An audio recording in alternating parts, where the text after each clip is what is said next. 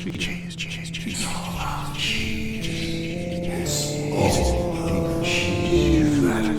That's right.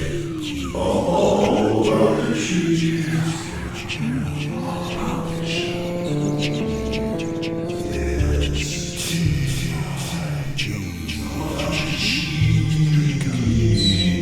Well, ladies and gentlemen, it's been a year and a half, maybe a little longer since I started this channel.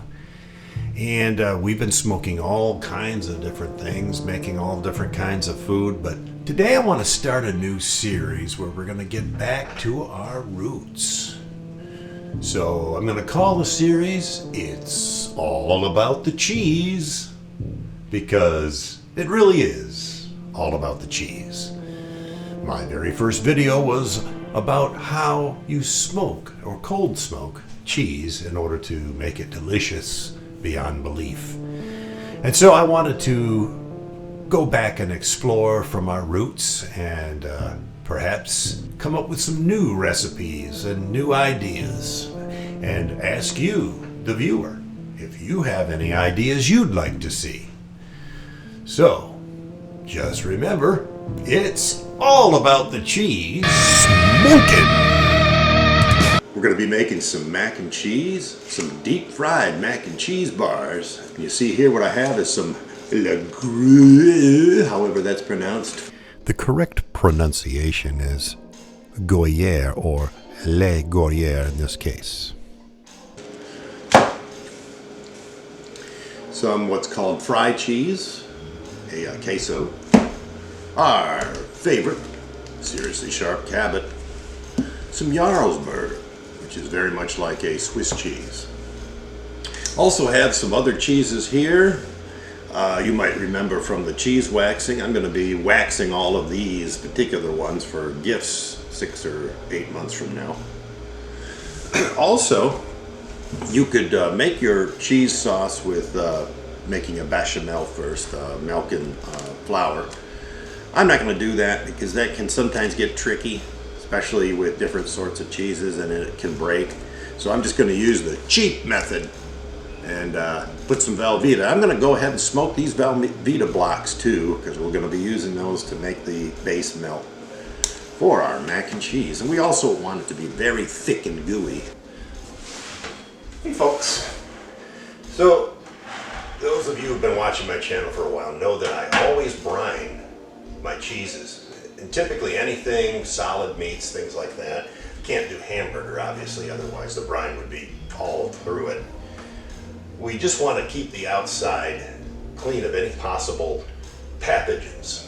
Obviously when we're doing hamburger in the cold smoker, we're going to cook it, so that isn't a problem. But things like cheese or sausage, things like that, we definitely don't want any pathogens in the outside, especially botulism.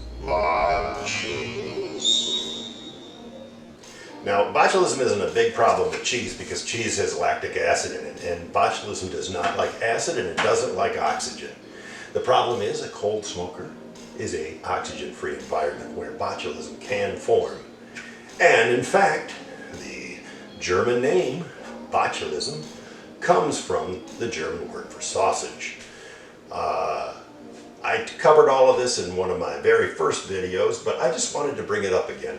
I always put my cheese in the brine before and after cold smoking, and you should too. This brine contains 7 pounds of ice, 2 quarts of water, a cup of salt, a half a tablespoon of curing salt, half a tablespoon of citric acid, and a cup of vinegar. So it's got some acid in it, it's got curing salt. We're going to kill all the pathogens. Okay folks, so we're out here in front of the cold smoker again, and got the old generator, and I do mean old, it's getting a little rusty. I'm probably going to have to rebuild it pretty soon. I'll make a video about that. But she works, and for today we're only going to be using apple wood.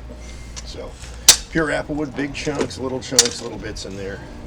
This should be fine for the next 2 hours. Let's get it loaded onto the machine. All right, folks.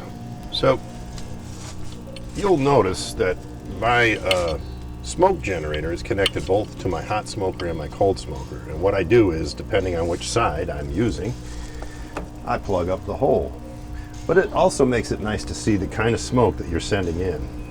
See how this is white, very white, almost translucent. And it will get a little bit lighter. That's good smoke.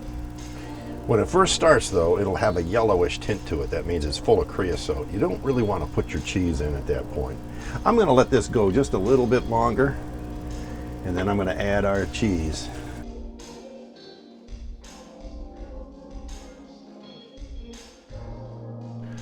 I added all the cheese to begin its 2-hour journey to smoky goodness. Oh yeah.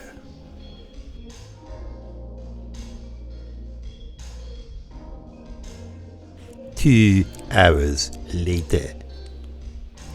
The cheese is done and it goes back into the brine before we process it and get it packaged.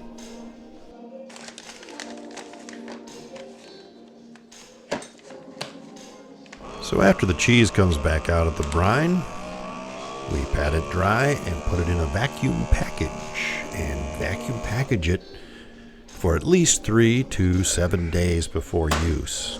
This allows the smoke to fully penetrate.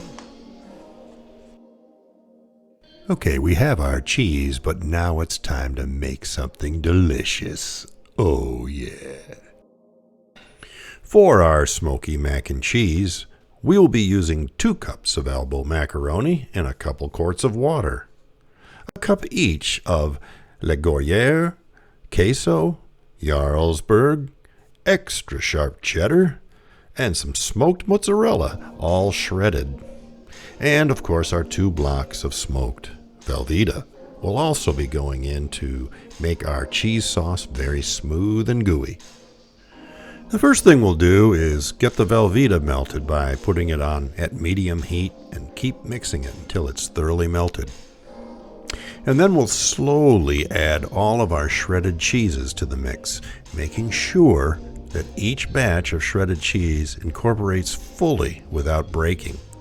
Even though we're using Velveeta to make our sauce, adding unmelted cheeses too fast could cause the cheese sauce to break into a nasty mix of oil and curds. So have some patience and mix everything in slowly enough so that it melts completely.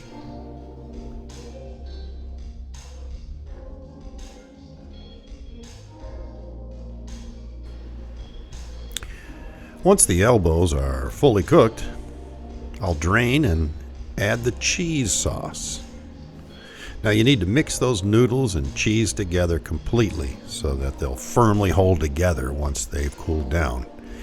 And I'm using a larger, flatter pan here, and you should do that so that when you want to cut the bars, they'll be a nice size.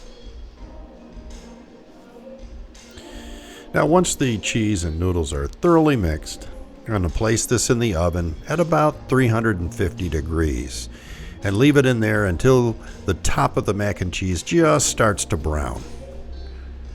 And then I'll take it out and place it on a heat-safe surface.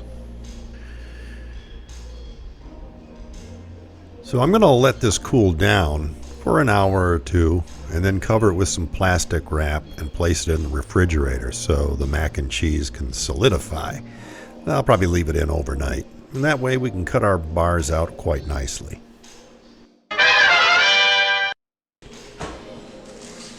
It's the next day, and I'm going to slice the solidified mac and cheese into candy bar sized blocks using a sharp knife.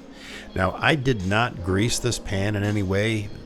The blocks came out just fine, but you may find that with a metal pan that you may need to put a little bit of grease on the sides and bottom in order to get the bars out quickly and easily.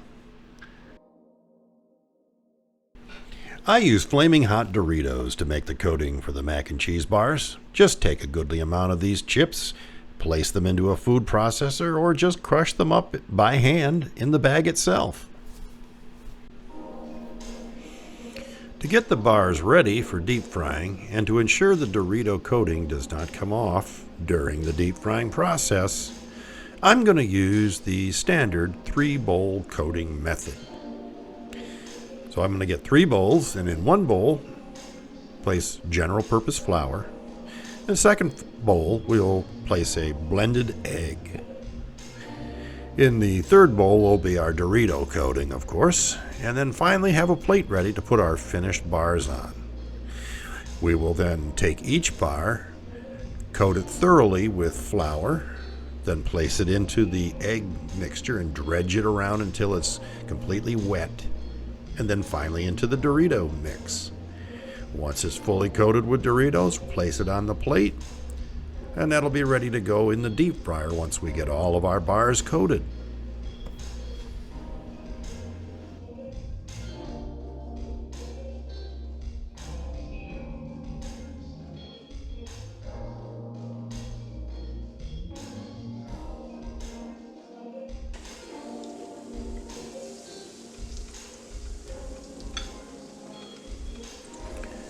The bars should be placed into 350-degree peanut oil for about 3 to 4 minutes.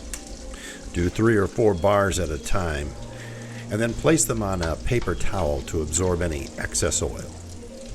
The bars will fully heat up inside, and they will come out with a crunchy outside and a gooey, cheesy inside. Oh yeah, baby.